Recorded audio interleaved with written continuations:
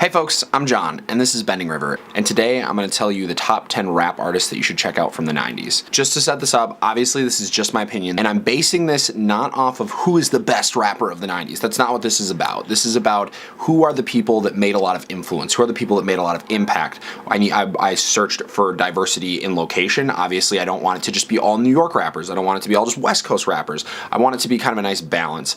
And a lot of this is based off of influence as well as some places that aren't even from the coast. So this will be listed from 10 to 1. It is not which artist I think you should check out the best. It is listed chronologically. So I'm just going from the first album that was released to the most recent album that was released. To kick things off, A Tribe Called Quest, Low End Theory. Oh my gosh, A Tribe Called Quest. If you don't listen to A Tribe Called Quest already, I personally, they are my favorite band on this list. Like, they are my favorite group. They are one of the archetypes for what is a good rap group, I think. Like, them and NWA and De La Soul really established how to effectively have a rap group.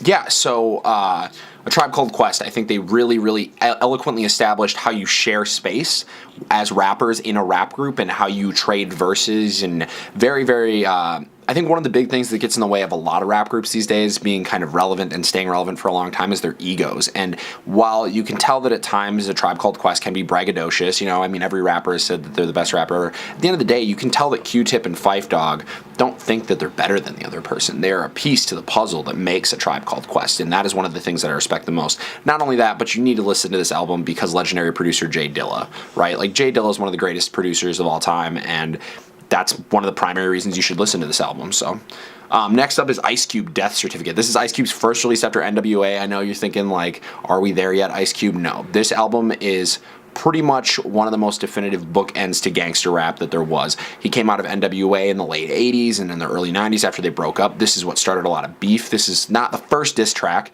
but I think that it set up a lot for what we see now with this kind of beef between, like, Meek Mill and Drake. Isn't that a beef? I don't know. I think that this is sort of the archetype for those kind of situations and the drama that we see unfold with them. Dr. Dre, The Chronic. One of the greatest hip-hop producers, once again, Dr. Dre, coming at you fresh with music where he's rapping and he's producing and he's got good features from Snoop Dogg and a handful of other people. He's got DOC, like, it's a good album. That was in 1992. Next up, we move forward to 1993, the tail end of 1993. We got two albums. First is Wu-Tang Clan, Enter the Wu-Tang, 36 Chambers. Also one of the great rap groups of all time. Wu-Tang is really interesting because they just did all this crazy kind of theoretical, thematic, cinematic stuff, and I think it was one of the first albums that I listened to that really had that, you know? I mean, granted, it was all about kung fu and kind of like these cheesy martial arts moves and stuff, and I don't really know how I feel about that today, but I think at the time they were one of the first people to do that, and I think that I respect that a lot. Not to mention all of their members went on to do really cool things and individual solo projects that you should definitely check out as well. 1993, Snoop Dogg, Doggy Style.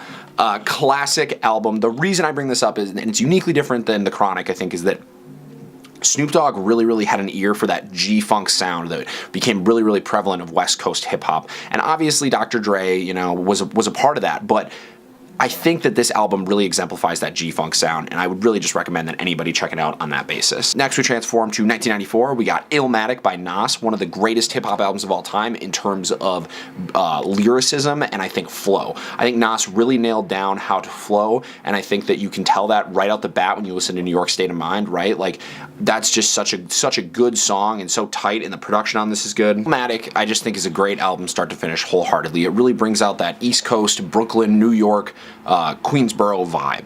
I think you really need to put yourself in the mentality of what living in 1994 was like, and I think that this is such a beautiful snapshot of that. And I almost feel like in some ways this is it feels very cinematic still. I think cinema is something that sort of became prevalent with Wu-Tang.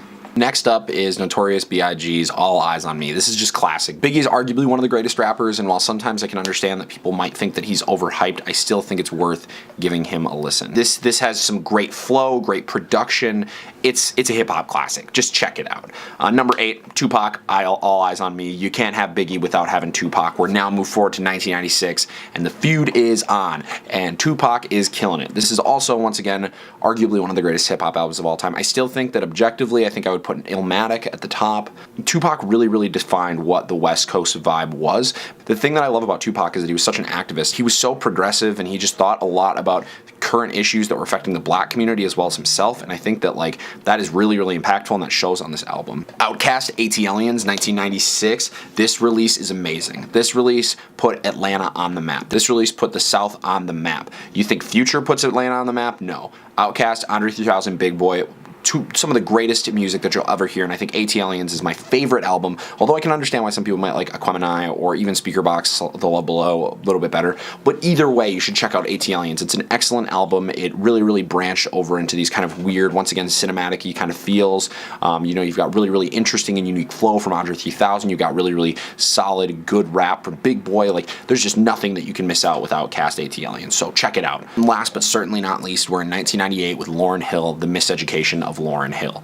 Some people might find this to be a strange pick when there are other albums that maybe were a little bit more popular, but once again, I wanted to remember influence, and I think Lauryn Hill will go down as one of the biggest female MCs of the decade right there. I think that she paved the way for a lot of people that we see today. Regardless of how you feel about those artists, you know, I don't necessarily like Cardi B. I don't necessarily like Nicki Minaj as artists, but I don't think those artists would be where they were at if Lauryn Hill hadn't paved the way. I think that artists like Princess Nokia and No Name and like these really low-key modern-day rappers, they have to turn and look at Lauryn Hill for a source of inspiration, but also for just breaking ground and being good at what she does. So yeah, this is just my opinion. What 10 albums do you think people should listen to? What are some albums that I missed? Maybe let me know, you know, flame me in the comments, I guess, if you think that I'm horribly wrong, but I think all of these albums deserve a place in everybody's ears, regardless of what decade they're from or regardless of whether or not they're the best of all time. But let me know what you folks think in the comments down below. Hit the like button if you like this video, and hit subscribe if you want to see more videos like this, because I post new videos every single day. And I'll see you folks tomorrow.